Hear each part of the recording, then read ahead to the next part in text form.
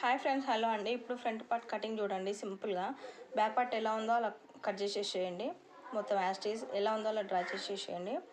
అలా చేసిన తర్వాత బ్యాక్ పార్ట్ తీసేసి చంక దగ్గర 1/2 ఇంచ్ అంతా తీసుకోండి లోతు.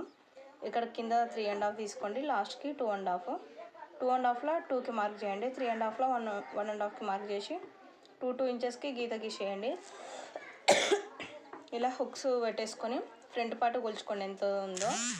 నెక్ అనేది వచ్చేస్తుంది. అప్పుడు మార్క్ చేసేసుకోండి. మార్క్ చేసేసుకున్న తర్వాత మనకు ఎంత రౌండ్ కావాలో అంత రౌండ్ తీసుకొని కట్ చేసేస్తే ఫ్రంట్ పార్ట్ అనేది కంప్లీట్ అవుతుందండి. ఇంతే అండి, చాలా సింపుల్గా. ఇప్పుడు వచ్చేసి క్రాస్ పట్టీ అండి. బ్యాక్ పైన ఫ్రంట్ పార్ట్ అనేది పెట్టేసుకొని మనకి క్రాస్ పట్టీ మెజర్మెంట్స్ వచ్చేసాయి ఈజీగా.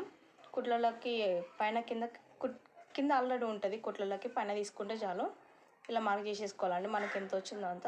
చాలా ఈజీ అండి, సింపుల్. ఛానల్ని సబ్స్క్రైబ్ చేసుకోండి. Thank you.